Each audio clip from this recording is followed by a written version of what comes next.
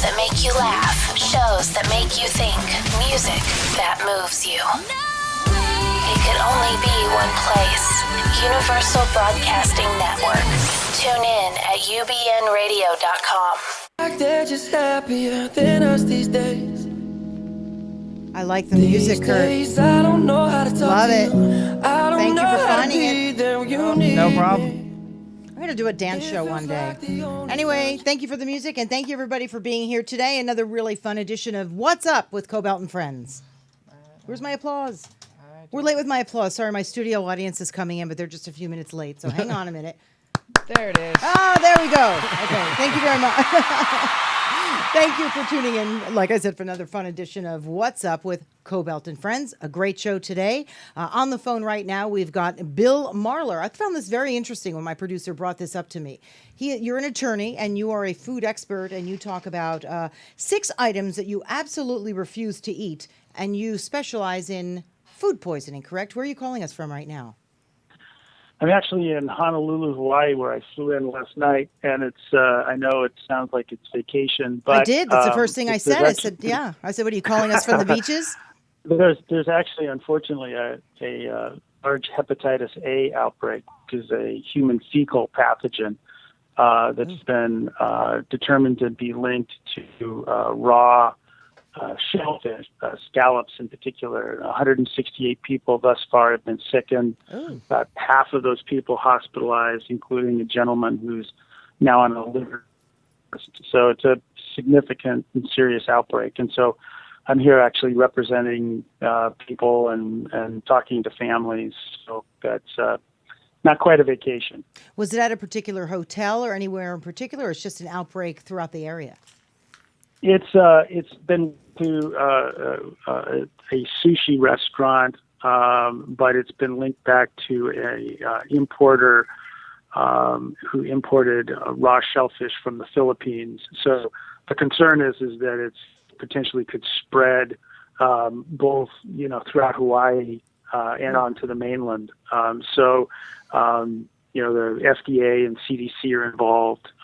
So they're taking it quite seriously. So you say that it may have originated in the Philippines. What happens? Do you go all the way back and trace where something like this would come from? I mean, and how are you able to do that?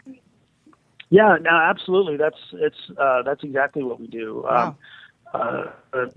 Pretty cool technology nowadays. For example, the 168 people in this hepatitis A outbreak have all been genetically linked to each other by looking at the genetics of that virus, and so they know that all those people are in fact connected to each other. And then it's a process of looking at records and shipping records and purchase histories that eventually we're able to tumble to the fact that it was scallops at these restaurants.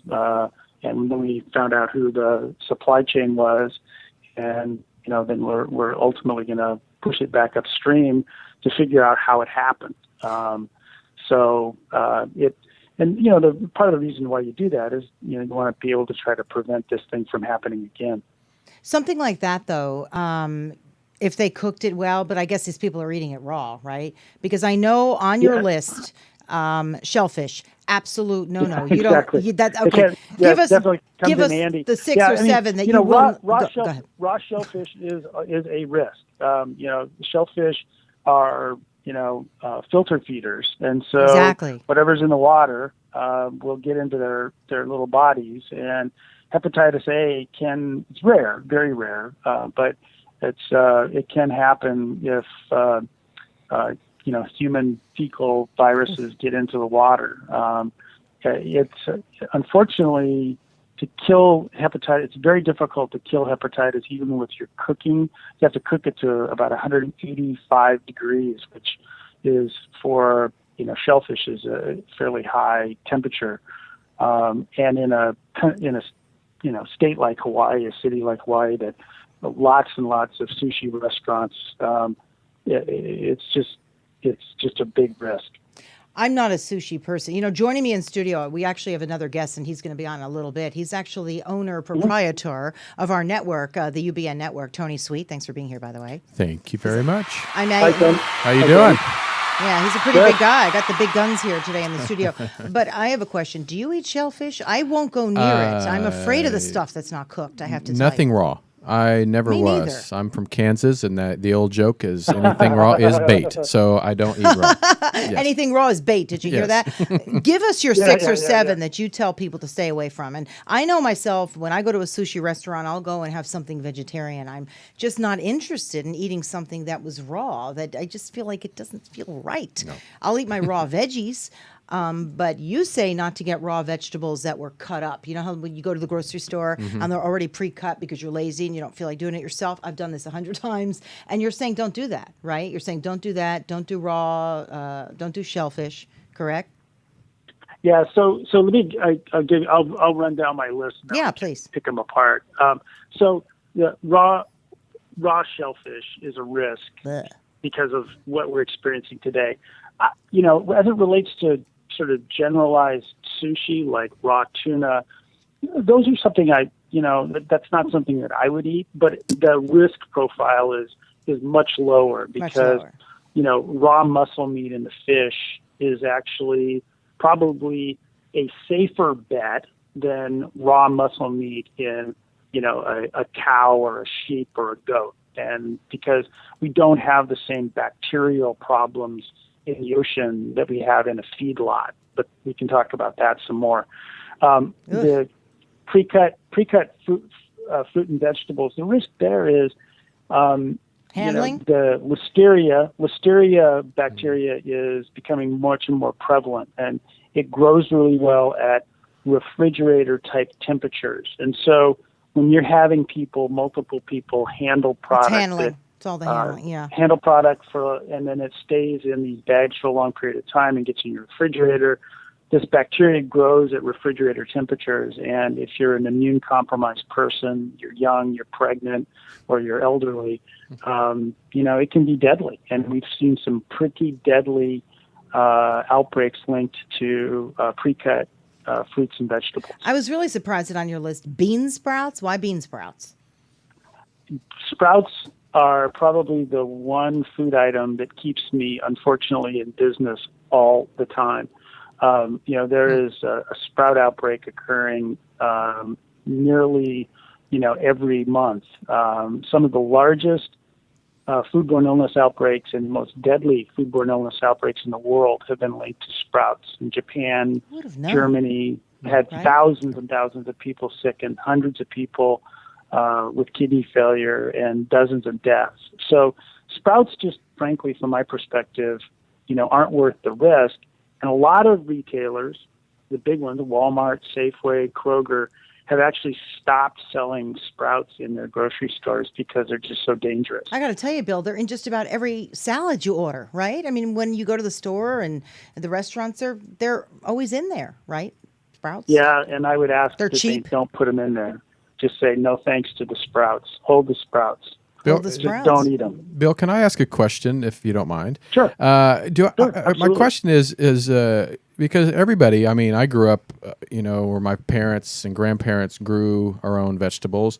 We never hardly got sick at all. So do you think it's more prevalent in the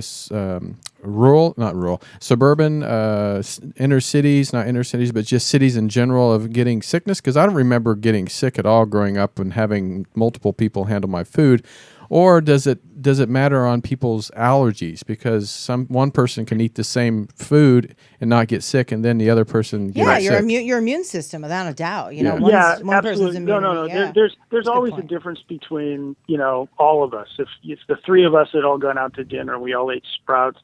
One of us might have gotten really sick. Mm-hmm. One of us might not have gotten sick at all, and one of us might have died. It's just a lot of it has to do with your genetics. Mm-hmm. There's not a lot of good scientifically based literature on sort of the kids that grow up on farms that, drink raw milk and roll in the hay that, somehow they're, miraculously never going to, get sick from foodborne illness. There were a lot of deaths that occurred on farms when kids drank raw milk, back in the 20s and 30s before we started pasteurizing milk. So what it really is, in my opinion, sort of in my quote unquote expert opinion, my opinion is that why we see sometimes these massive outbreaks is mass production of food. The big manufacturers have a lot of opportunity to get it right, but if they get it wrong, you notice it. And hundreds of people get sick simultaneously. Right, and it usually came out of the same place, too. That's really the risk. Yeah, and it usually came out of the same place. Like you said, you're able to target where this shellfish came from, right? So, I mean, generally, it's the processing. But, okay, so on your list, you've got the shellfish. That's kind of a no-brainer. I mean, a lot of people will get sick from that stuff, particularly oysters. I know more people. Look, we're going to have the Oyster Association after us now, but I know more people who are getting sick from oysters than almost any other shellfish. So you say stay away from that. I can never remember if you're supposed to eat them in the months with the R's or without the R's. That gets me too. I get too confused. So I don't know. I just stay away. What about that? The risk part too is that we're with warming of water, with global warming, and we're starting to see that even in areas like the state of Washington, even into southern Alaska. With the water warming, we're starting to see more bacterial and viral infections in shellfish. Right, because it'll grow in that. Right. That's just a function of what is happening, and it's unfortunate for those people that love to eat raw oysters for whatever reason. Right, but in other words, reality. Be careful. Try to stay away. Okay, when it comes down to meats, clearly you're not a guy who likes his steaks bleeding. So you're saying try at least not to do rare meats. Always cook your meat to about 160 degrees. I mean, I personally think this is what most people should be doing anyway. But this is the way I do not raw and again raw. My dad. Wait, you like raw or you don't? No, like my raw? dad. No. He was like sizzle, eat. I mean, he doesn't. I don't get that. Yeah, he loves it if still mooing. I mean, he likes it like that. I can't stand that stuff. I like mine where it looks like a hocky puck and you practically jerky. Toss it at me. Well, like the big risk on raw meat is that a lot of these bugs, especially some of the real pathogenic E. coli, really didn't exist in the sort of form and the virulence, 50 years ago that you see today. And so, and that's a function of feedlots. We, congregated all these cows, and these bugs became more and more prevalent. The beef industry has done a, remarkable job in the last decade cleaning that up, but we still see it in environmental pathogens in, lettuce and spinach. We've seen lots of outbreaks. But, my view is especially if you're young, very young, under the age of 10. I was going to say, not young like me. You mean just young like under 10? You just have to be careful. You have to be careful. Okay, so it's pretty much, try and stay away from that. How do you make a remarkable living on these kinds of things, on food poisoning, as being a food poisoning expert? I didn't even realize that there was a living that you could make on being a food poisoning expert, but it's pretty amazing. You're a busy guy. I don't get invited out to dinner very often. I'll bet you'll be Don't go near those vegetables. Looks like they were pre-cut. So, all right. Any other I'm word? Pretty much of a downer. So I have to admit it. Nah, you're pretty informative. I appreciate you being with us today. Anything else you could tell us? My pleasure. Cook your meat at a certain temperature. Be careful. I think the best thing is keep cold things cold and hot things hot, and just be very careful what you consume. If you're if it's a child, if you have any immune compromise, or you're an elderly person, and pregnant women need to be especially careful about the foods they eat. Pay a lot of attention to what your doctors are recommending that you don't eat, because pregnant women are very vulnerable, as are the babies that they're carrying. Oh yeah, I could imagine. I mean, when I was pregnant, I didn't go near that stuff. I mean, I didn't even want it near me for the people who did want to eat it. All right, Bill, thank you very much for joining us. How can people find you pleasure. if they need to? Bill Marler. Marlerblog.com. Marler, M-A-R-L-E-R, blog.com. Enjoy yourself in Hawaii, if this is possible, under the circumstances that you're there for an I'll do my outbreak best. of Hep A. But do good work there, and we'll talk to you soon. Thanks for being on. Thanks. My pleasure. Okay, bye. Wow. I don't eat that stuff, though. I can't go yeah. near it. I don't know. It just looks gooky and weird. It's like raw meat to me. And when I see the blood dripping, I think, ew. I mean, I just can almost imagine Well, the my animal. dad was a butcher, so I grew up. Oh, your dad was a butcher? He had he owned a grocery store and a meat market, so he was a butcher. So he did on-site butchering I did not know this. And that was back in Kansas. back in Kansas. So I grew you're- up doing it. Yeah, you're here sort of. I thought it'd be interesting to have you on. There's all sorts of issues I've been wanting to talk to you about in Bring recent it on. weeks. And thanks for coming on with me. Yeah, thank you. Owner, proprietor, and then you said you do it all, even the janitorial work here I at the scrub Universal toilets, yeah. Broadcasting Network, which is a pretty remarkable place. We're located here over at the Sunset Gower Studios, and which is really fun because you never really know who's going to be walking in and out of these studios. That's always fun to see. But you're a guy from Kansas, and dad and was raised, yep. was a butcher. I find that interesting. Did you ever see animals being, put down? Oh no, I've done it. I grew up watching it. I've done it. I've butchered. I've wrapped meat. I've ground hamburger. I've done it all. So I remember being a really, really little girl. I must have been under 3, and going to the butcher with my mom, the Italian butcher, and you pick out your chicken, and then you walk out, or at least they had me walk out, and I was peeking behind, and they cut off the head of the chicken, and I remember just seeing the little chicken running for a second, and then down he how goes, funny. and I thought, did I just see that? I mean, it just didn't seem real that people would do this for a living, but that always stuck with me. I do eat chicken. back then you had to eat. We all have to eat. That's Right. just well, it's a fresh way to get your food. I mean, honestly. So that's really Well, I grew up with my aunts, my great aunts. They would the olds, and I don't want to be gross, and I know there's a lot of people out there that love animals and don't abuse, but they cut the heads off, or they would pop the heads off, and they would pluck the chicken and they would cook it, and we'd have it for dinner that night. So it's to eat. It's to really, eat. It's okay. Yeah, my family that's one thing about my family. We and my father taught us well is never kill for fun. All the food that we killed was to eat, from rabbits to squirrels to deer, all that stuff. We ate it. We didn't waste it. We didn't do it just to say I killed it. Right. It's like being out in the jungles when the lions are out hunting and they're killing for their food. And you did the same thing. Yeah, I mean he wouldn't let you do that. He was not. My whole family, we would not kill just for the sport of it. So you're a really interesting guy to me. So you have thank y'all. been an all-American athlete. I mean, you are really buff. I gotta say, you've Back been a in the trainer. day, maybe Do not we have so any much now. pictures of him? Oh my gosh, bodybuilding pictures. I'm Please put those up. Second from the right, or third? No, second. No, third from the right and second on the left. Which one? Are we seeing I'm those pictures up right now? I'm Oh the my one, the God. blonde one.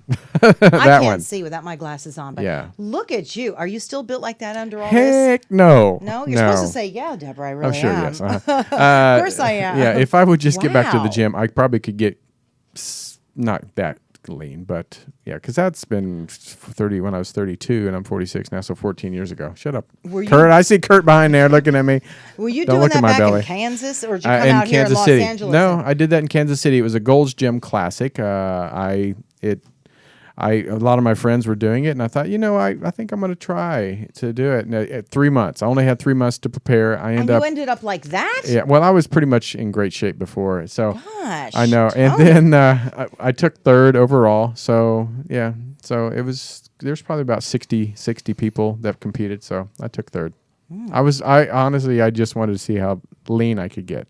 That's the only reason I did it. We ought to have a challenge here at the station and see if we can pull that off. Oh God. And I'll do it with you. Okay. See how really lean we can get. See And then if we getting can these get bikinis like that. Oh, absolutely. That's part of it. So from bodybuilding in Kansas and being the son of a butcher, what brings you out here to run a podcasting network? Podcasting has exploded. It is God. everywhere. Everyone has a podcast in their bathroom, in their living Everywhere. room. Everybody. The quality, though, that's the situation that's going on. Everyone. It's like having a blog. Right. If you have a blog, you've got to have a podcast. And now Right. people just have a podcast. But the situation is content. You've got to have decent content that can hold Right. people. Yeah, you got to entice people. It's like anybody. If you sit down and have a conversation with somebody, you know within 2 or 3 minutes if that person if you're done, you're like, okay, that was great for a minute or two, but then there's some people you can sit and chat for hours with. So, I started 8.5 years ago. Right. So in podcasting and online radio, when I started, it was like, you couldn't get nobody on your show. It, maybe some local. Where did you do it celebrities. out of, I started here in Los Angeles for actually one of our competitors, and I was there for 2.5 years, and that's when I just saw things that I wanted to try differently, and they weren't willing to do that, so I just left and I got an investor and started my own company. Had it 2 years, sold it, and then opened this one 3.5 years ago. So yeah, it's been a journey, and I've seen the growth though. It's been amazing growth for podcasting. Well, they've got podcast conventions. I'm going to the one in LA in a couple of weeks. Are you? I didn't even know. I probably should. I'll tell you about it. I mean, I think I got an extra ticket actually. So I'll pass it over to you. Yeah. But and that's a great place to learn what are different people doing out there. There's storytelling. There's a podcast for almost anything, right? Now there was. In fact, when I first started, it was the only of its kind. Yeah. It was a gay Christian show. You mean your show? My show was started as a gay Christian because show. You it are was a the gay only. Christian? I'm a gay Christian. Okay. But at the time, it was the only gay Christian show in America. Okay, I love. Now, how many competitors do you have? How many gay Christian shows are there out Probably there? still not that many, but I evolved and no longer a gay Christian show. But did you get a lot of heat for that back then? When being at first, a gay Christian and openly gay man from Kansas. From both sides. What's that like? I can't even imagine. From both sides, though. What do you mean? I got from a lot of the gay community of how can you be a Christian and support Christian values, because they've persecuted pretty much many of the gay communities from day one, to the Christians saying you're leading people to Satan and to hell. And they can be tough. Oh, they're more tough than. I was going to say a lot of times I'm more scared of Christians than I am of Muslims. I don't know, but there are some countries though. Not only can you be arrested, and we're talking countrywide. And killed. You can be beheaded and killed, which is very frightening to me. And those friends of mine who do travel to different parts of the world, you don't want to let it be known. No, even being a roommate with someone, I say, I don't even know if that's safe. It makes me nervous when I think of my friends who go traveling. I particularly love watching the Olympics this year. There's 44 athletes in particular who have come out. And what's the name of the magazine? It's called Outsport magazine. 44 of them came out and are openly gay athletes, which I applaud. I am, I'm a real advocate for this. And you are, of course. a big advocate for this. I have enough people in my own family who have struggled with their sexuality and not have been able to come out. And I almost feel like I can speak for them because I feel very strongly about that. So this is an issue that's close to my own heart. But there's 44 of them out. There's even a couple. Do we have their pictures? There's a lesbian couple. Oh, yeah, right here. There they are. And they've competed together couple. in hockey. And they are not very well received in Brazil, which I find very interesting. I always thought Brazil really? I was going to say Brazil's very... Apparently not. I always thought Brazil was very, outspoken with certain sexuality issues. But I'm told not, that they're getting a lot of heat over in Brazil for being an openly lesbian couple in the Olympics. But I applaud them for coming out, and that's great. And yeah, I really do. And they're from Great Britain. Is that their picture there too? Their wedding picture? They're really beautiful. Couple. They have been together for years. They've been competing together. They knew each other since they were younger. They are married. So that in particular is, I think, terrific. That's awesome. But in terms of, getting back to the whole gay Christian thing. Yeah. It's all a matter of interpretation. People say, how can you be a Christian? Because very often don't you feel like the Bible is about how one is interpreting the scripture, right? Oh, I learned more from just doing the show and meeting from both sides, from gay clergy to straight clergy, how the Bible was deciphered. I mean, and then, of course, through other shows that I've done in the past 9 years or 8.5 years, that it's in the way it was deciphered from Hebrew to multiple languages, and it's not the same. It's not the same meaning in almost every language, it means something different. So for me, it's just what people have learned in the churches. I mean, sometimes even the pastor, Churches, synagogues, temples. yeah, I think it's everywhere. They've never I been really taught do. correctly. Yeah, they don't understand. They I don't. mean, it's how you're brought into the world and how you're born. The Yeah. same way, almost like your eye color. Right. I'm a perfectly straight woman, but I do not believe that your sexuality is No. necessarily your choice. It's complicated, and you can be Wasn't attracted mine. to right, exactly. And I think, and we all know it's complicated. You could be attracted to, I guess, different sexes. You could come in as a transgender. I mean, it's about your genetics. Right.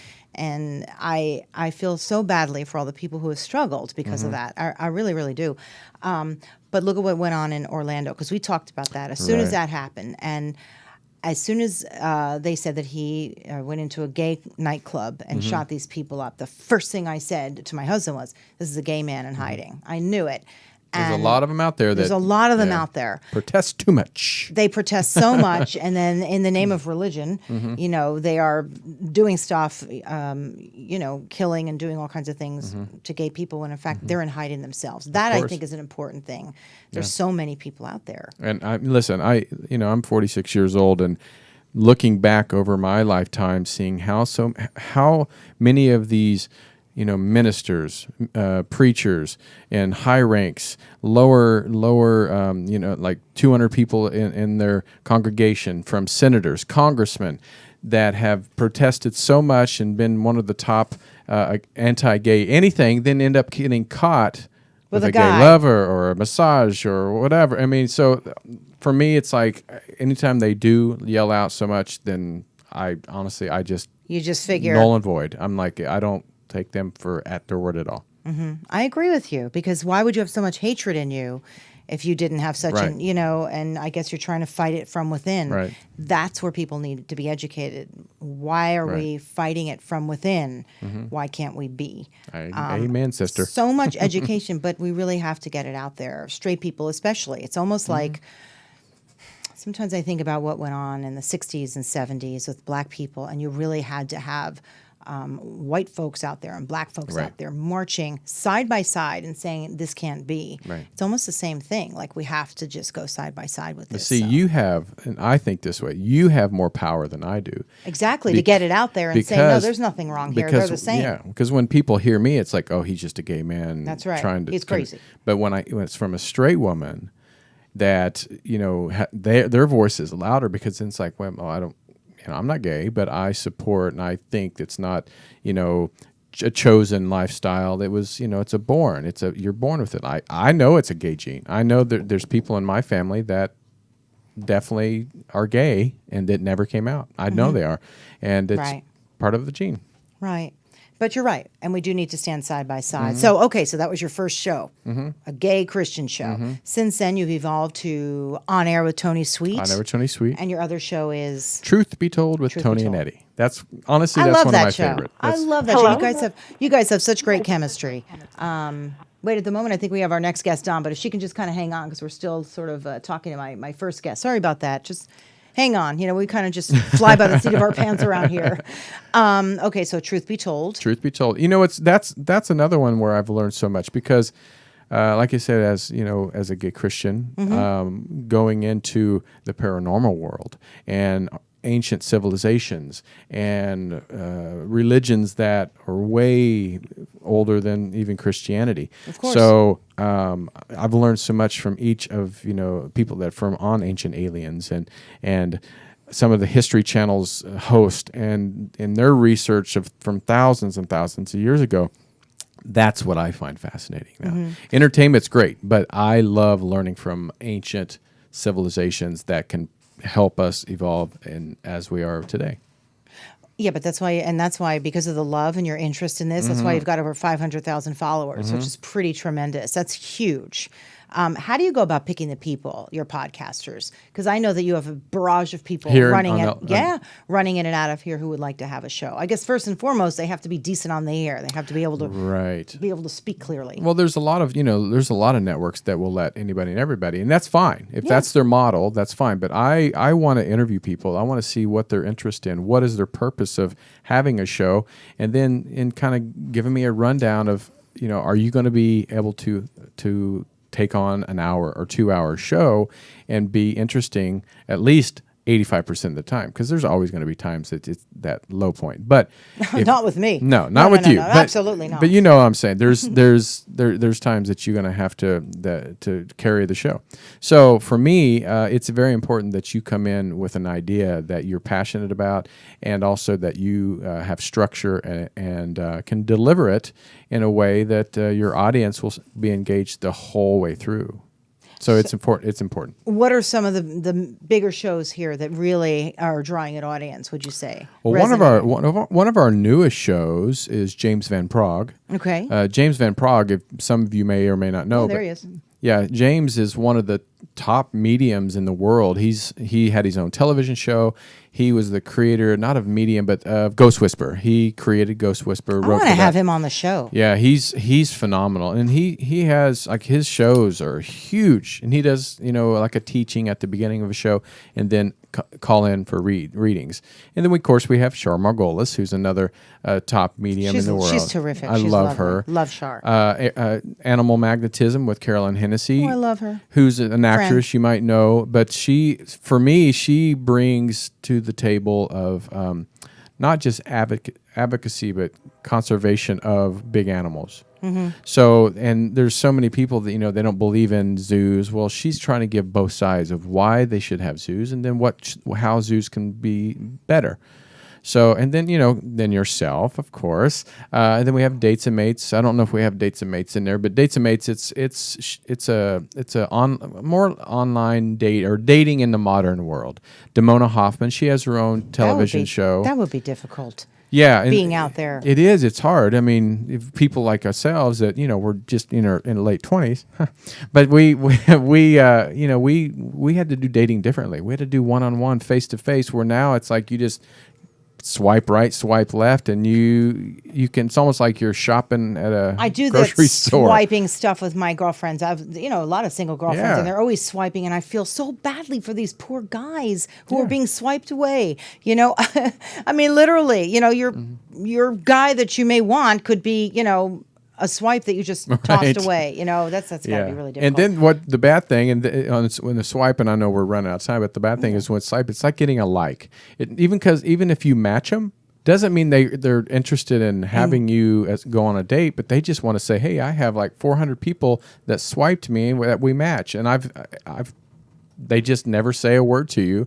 They just want to swipe and match. And the worst is when your picture doesn't match. Right? My girlfriend recently went, and a couple of those where you meet them for coffee or whatever, and she's just looking around, and there he is, and she's thinking to herself, do I go up to him? Do I not go up to him?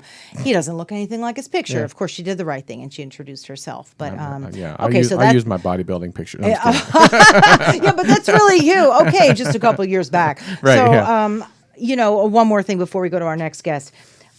So much money in podcasting. What's the network that I was reading about earlier today? I'll take a look. I'll find it in here somewhere. But in my notes somewhere. But there's one network in particular. I think very recently they fundraised $6 million. They're worth over $50 million. Wow. And one of their big advertisers, they've got Microsoft advertising. They've got Ford advertising. We're going to give these people a call, by the way. Yeah. I read about that and I thought, wait a minute, I got to pass this on to Tony. I didn't even but know there's that. a lot of money to be made, just like in the networks. Yeah. And you can have your own personality in podcasting, as opposed to so many layers of management and bureaucracy telling you what to do. Yeah. I mean, advertisers are seeing it now. Before they were very hesitant, and even just in the last year that advertisers are just now going, okay, look at YouTube. Look at YouTube. Every time you watch a video, there has to be a video or an ad play. And they make money off that. I've made money off that through my Truth Be Told show on YouTube. I've made decent money. Not like I can't retire on it, but it's like pays for things here and there. So you can make money off this stuff. It's Gimlet Media. Do you know Gimlet Media? They're the ones. They've got Ford advertising on there, Microsoft, and a lot of other big ones. So that's great. They figured it out now how to do it. There's a model on how to do this, and there's a lot of money to be made. If the shows are popular and people like them, they've got the ads to follow. Gimlet, give me a call, please. We'll be calling them. Yeah. Anyway, will you stay on for my next guest? Because I loved this story that my producer, Misty, thank you for finding this.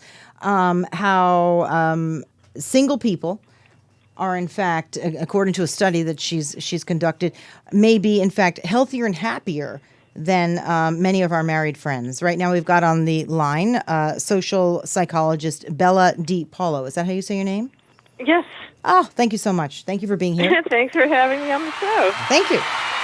Tell us a little bit about this. So single people are happier. Look, I'm married, and sometimes I would like to I look at my single friends and I'm like, why am I doing this? Really, why? And once you throw kids in the mix, forget it.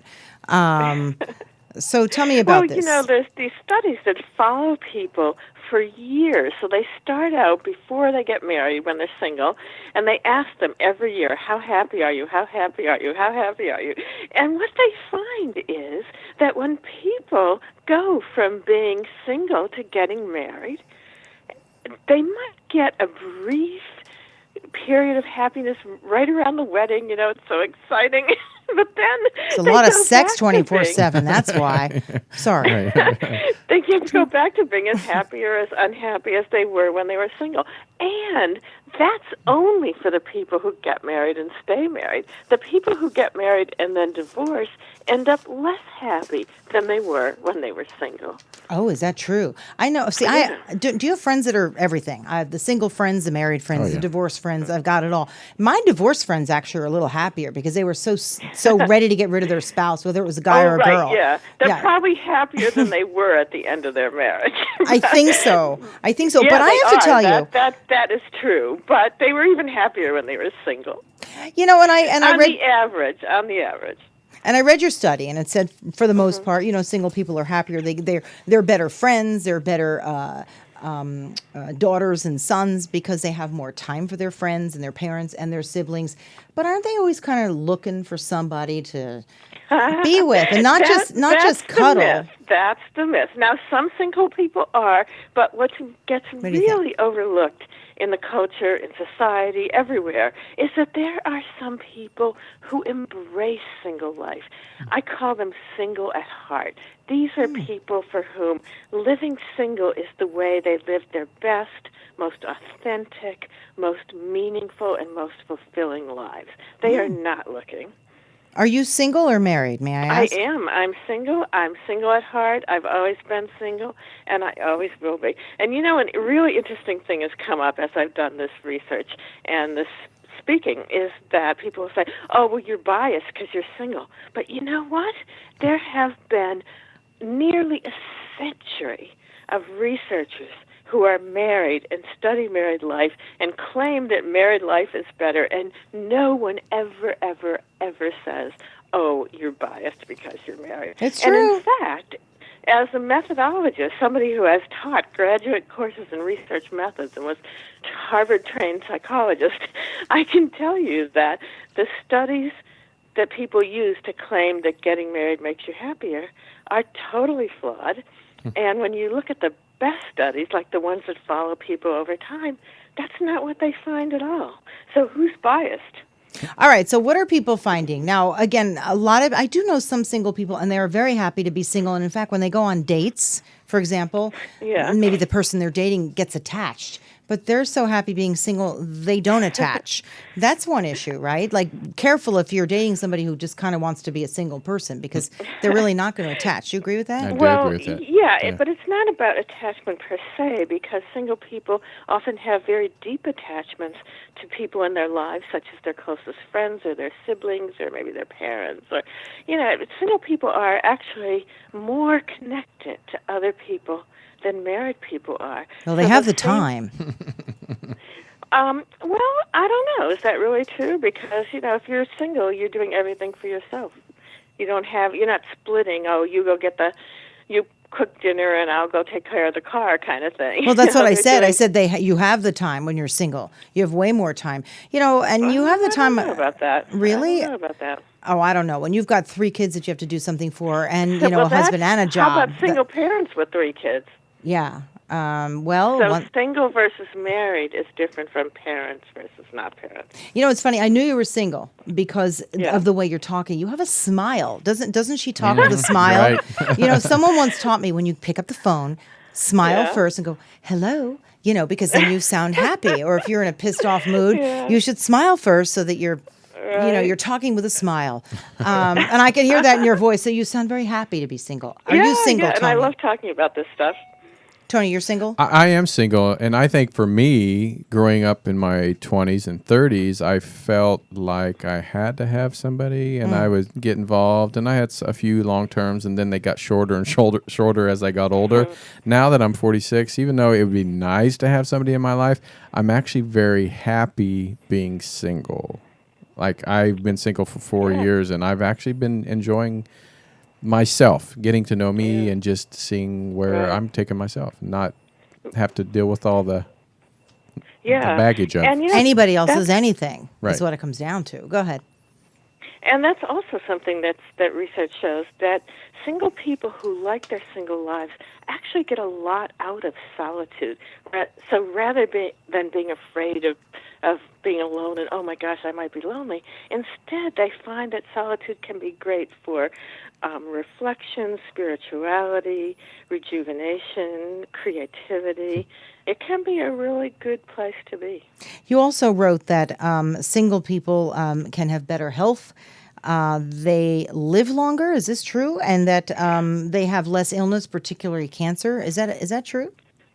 It is in some studies. Yeah, there's this huge study in Italy with more than 33,000 or 33 million. I have to look it up. But anyway, some huge study that shows that single people who have always been single have either the same rate of cancer or a lower rate of cancer for 19 of the 21 cancers that they looked at. That study in Italy, amazing. you were close. It was 30,000 with that study in Italy. It's funny. I'm Italian. Full-blooded Italian. Thank you very much. Yeah, I am too. And I am quite, oh really? And I will say I'm quite spirited.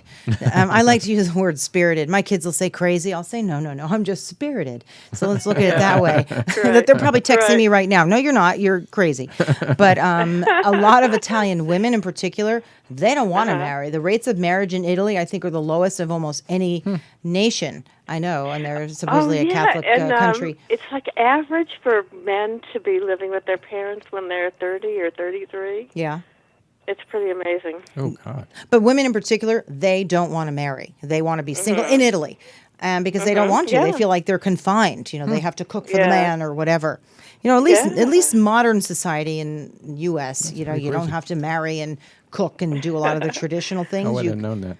Really? Right. Yeah. With all those beautiful Italian men.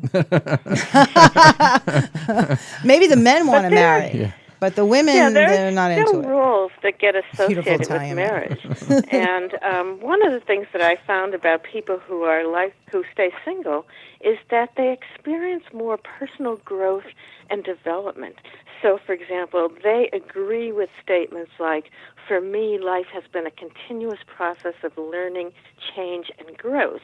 Whereas people who are married are more likely to agree with statements such as, I gave up trying to make big improvements in my life a long time ago. Oh, that would be miserable.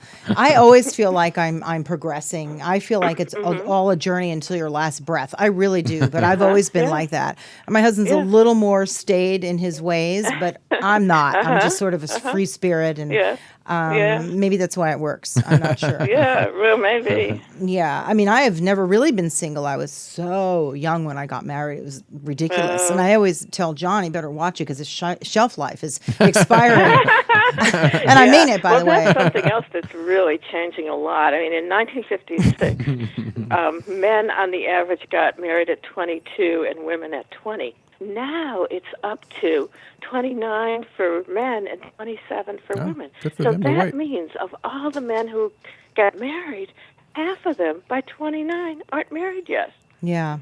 So, but if you're single longer, isn't it a little harder than, if you will, settle down? Like if you're in your 30s and even in your 40s, you think, ugh, I don't want to live with somebody now and have to deal with. I'm starting to think that myself. I'm like, can I really live with somebody? All right, answer that, and then I have another one. Like, why do we have to marry anyway? I hate to say that. Right, exactly. You don't have to. And there's another kind of trend that's growing, which is called living apart together, which is when couples decide they're really committed to each other, they really care about each other, but they want to live in their own places.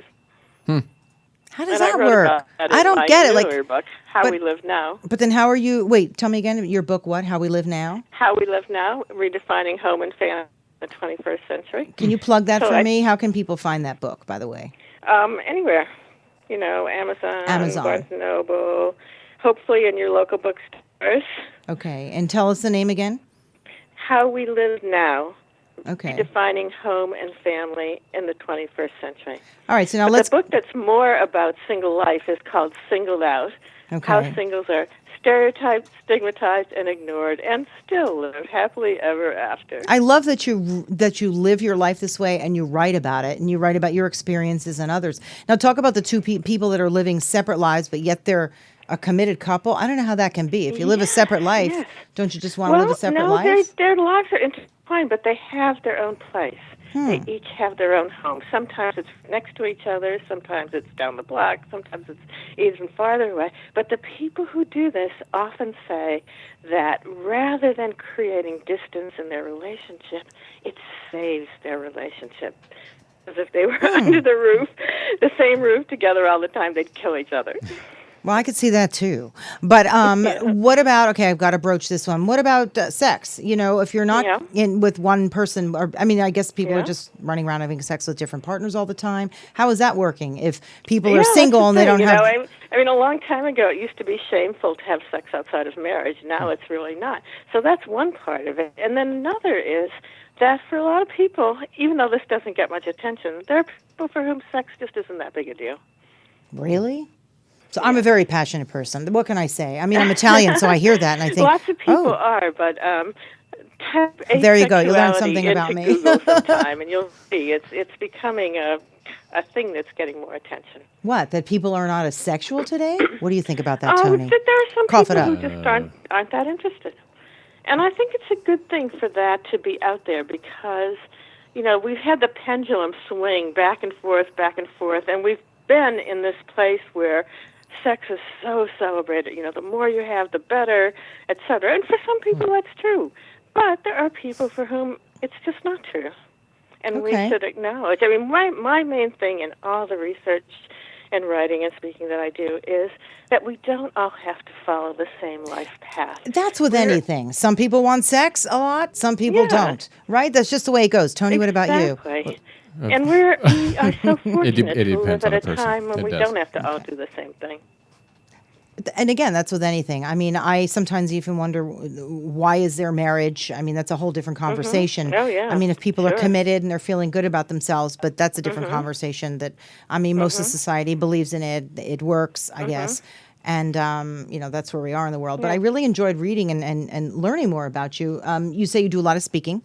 Where's your next engagement? Do you have one set up? In the spring, I'm talking to the Western Psychological Association. In the fall, I'm talking to the Stanford Alumni Group. And just on August 5th, I gave this big talk to the American Psychological Association, a meeting in Denver. It was a standing room only, really engaged crowd. So that was a really fun experience. Well, you make being single fun, and it is fun. There's so much you can do. You don't have to worry about pleasing somebody else in terms of what you enjoy and what you like to do. So many benefits to it.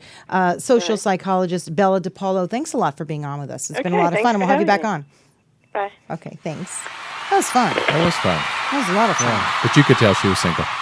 Right? She had that smile. Yeah. She had that smile going on. Tony, will you come back on? I would love it. I feel like I didn't get to talk to you You know enough. where to find me. You know that I like to break the show up in segments, but you're somebody that I could have just talked to for the entire hour. I'm here. So because you I tell me really when. am interested in the entire business of podcasting. I think it's so small, and those of us who are in at the very beginning, and someone like you as a business owner, there's a lot to be made there. Oh, totally, and I think it's going to get even better. So I think I'd love to come back. Thank you for having me on. Thanks again. All right, everybody. Thanks for being here with us, and of course we can find your two shows. When are your shows on? Today at 4, Wednesdays at 4, and Friday at 4 p.m. But which shows today? On air with Tony Sweet today, and Truth Be Told with Tony and Eddie this Friday, 4 to 6. I love you two together. You're wonderful. It's a great show. Okay, again, thanks for tuning in. Another edition of What's Up with Kobylt and Friends. We'll see you next week. Bye, everybody.